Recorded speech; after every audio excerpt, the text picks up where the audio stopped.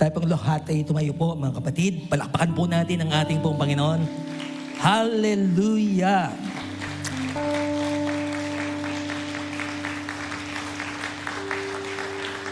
Ang pagpunta po natin dito ay pagpapakita na lahat po tayo, taus-puso yung pasalamat natin sa ating Panginoon na siya yung Diyos noon, ngayon at magpakailanman. Kung sinamba siya noon, lalo natin siyang sasambahin ngayon pong araw na ito. Pakitignan muna ho yung katabi niyo kung excited po siyang sumamba ngayong oras na ito. Hallelujah. And if you are also excited to read the Word of God, let's open our Bibles to Hebrews chapter 11.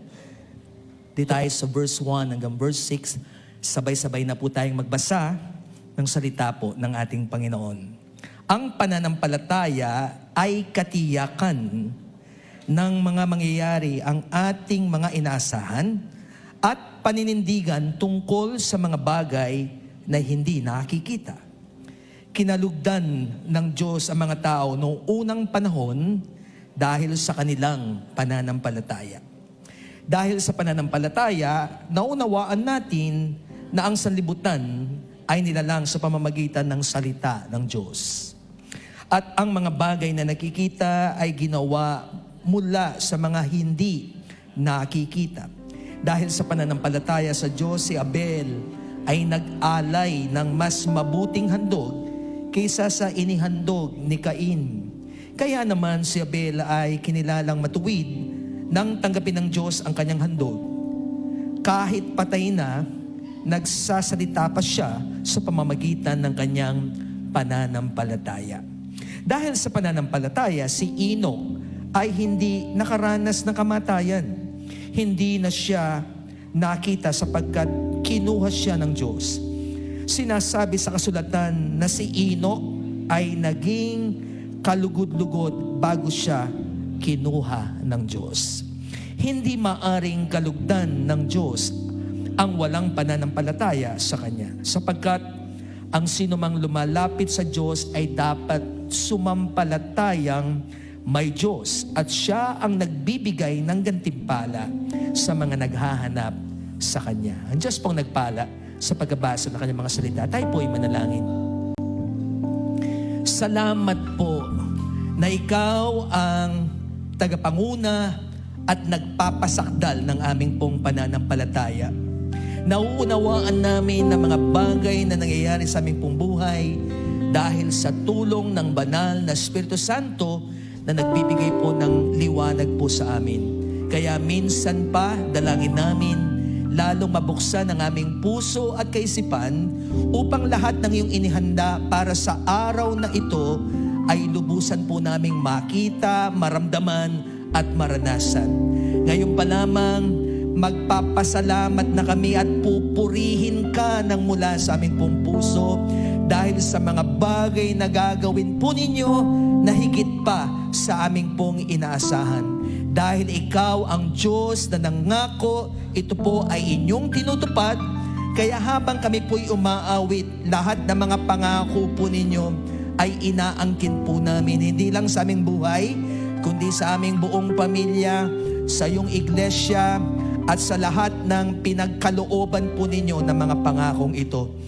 Kaya nga, tanggapin niyo po ang aming mga papuri, pagsamba at pagbibigay ng pasalamat sa inyo. Sa pangalan ng Panginoong Yesus, ito po ang aming dalangin. Ang lahat po ay magsabi ng Amen. Sambahin po natin ang Panginoon. Isang pinagpalang umaga po sa bawat isa. Sige po, ibigay po natin ang malakas na palakpak sa Panginoon at ating purihin ang ating Diyos na buhay. Hallelujah!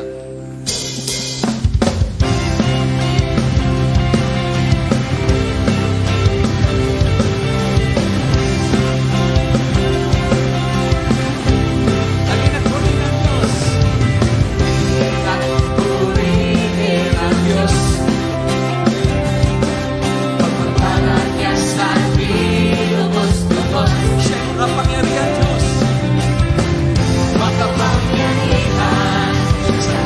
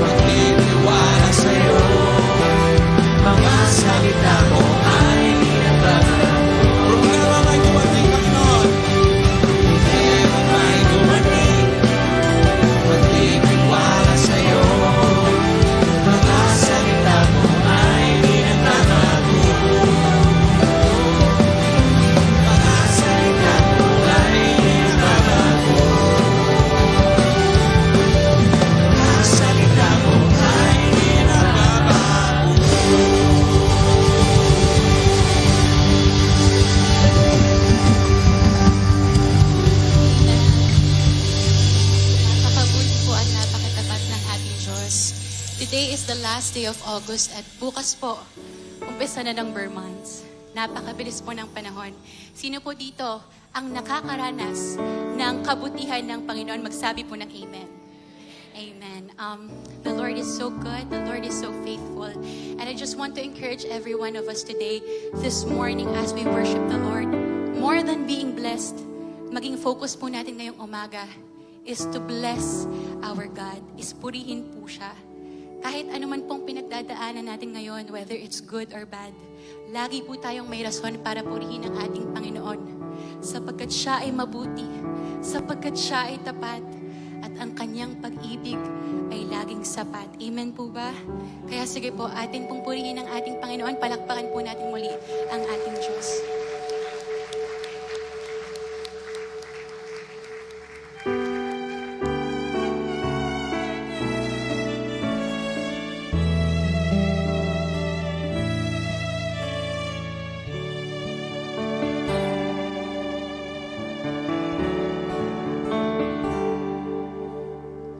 Katapatan mo, O Diyos, tunay at dakila.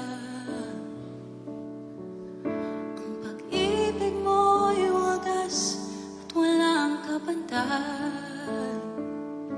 Sa aking puso, sa aking buhay, paborit pagsambay, ialay.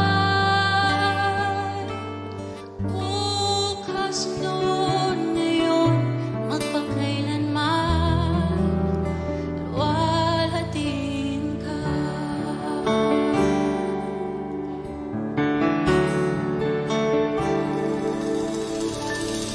Katapatan mo, O Diyos, tunay at dakila.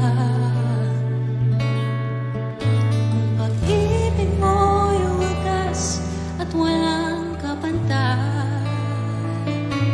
Sa aking puso, sa aking buhay, paborit pagsambay, ialay.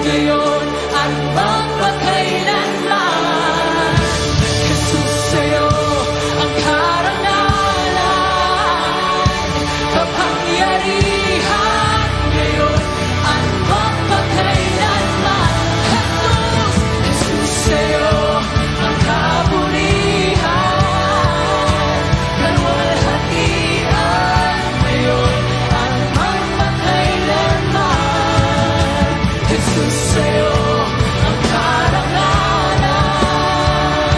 kapangyarihan ngayon at magpakailanman. Jesus, sa'yo ang kapurihan, kalwalhatian ngayon at magpakailanman. Jesus, sa'yo ang karangalan, kapangyarihan ngayon at magpakailanman. Pupurihin ka sa awit, itataas ang aming tinig, itatanghal sa buhay ko'y tanging ikaw, O Diyos. Higit pa sa kalangitan, ang iyong kalwalhatian, kadakilan mo'y hindi mapapaglayan. Pupurihin ka sa awit, itataas ang aming tinig, itatanghal sa buhay ko'y tanging ikaw, O Diyos. Higit pa sa kalangitan, ang iyong kalwalhatian, kadakilan mo'y di mapapaglayan. Pupurihin ka sa awit, itataas ang aming tinig, itatanghal sa buhay ko'y tanging ikaw, O Diyos. Higit pa sa kalangitan, ang iyong kalwalhatian, kadakilan mo'y mapapaglayan. Kadakilan mo'y di mapapaglayan. Kadakilan mo'y di mapapaglayan. Jesus! Yes, God, yes, God. Oh, we bless you, Jesus. Keep on clapping your hands to the Lord God Almighty, the owner of the heavens and the earth. He is the Lord God Almighty. Hallelujah.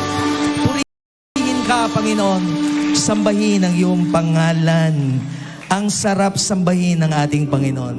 Kung pwede lang po talaga, hindi na ho tayo matatapos. Ang ganda po yung pagsamba po natin na hindi lang po dito. Wherever we are, we can still worship and praise God.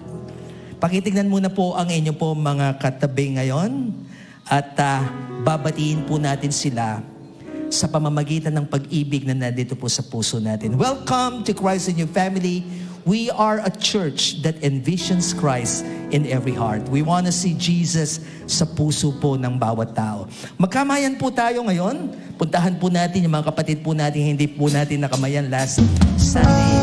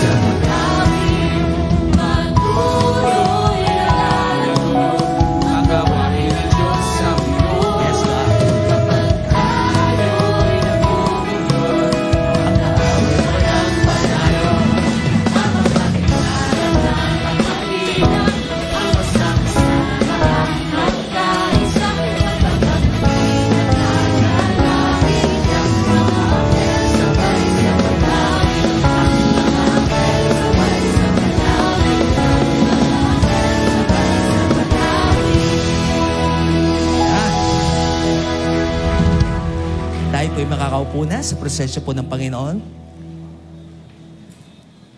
Bilang bahagi po ng ating pong pagsamba at ang ating pong pagpupuri, tayo po'y magkakaloob sa ating pong Panginoon. I request everyone to please bow our heads and close our eyes once again.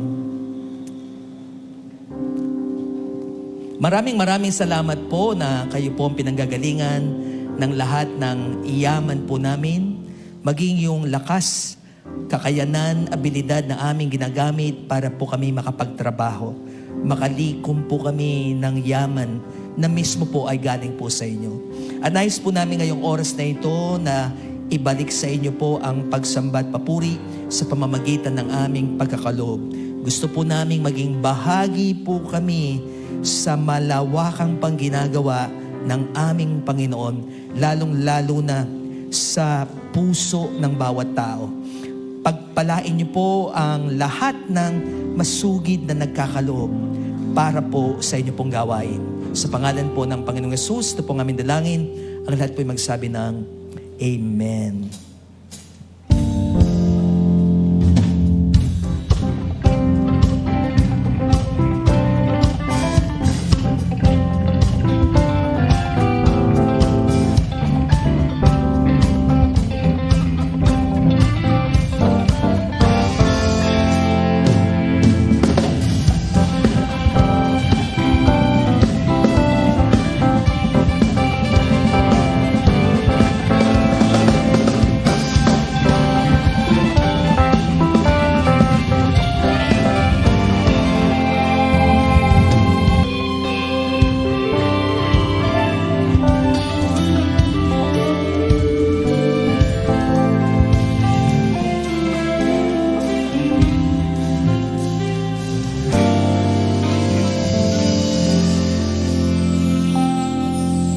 Praise the Lord.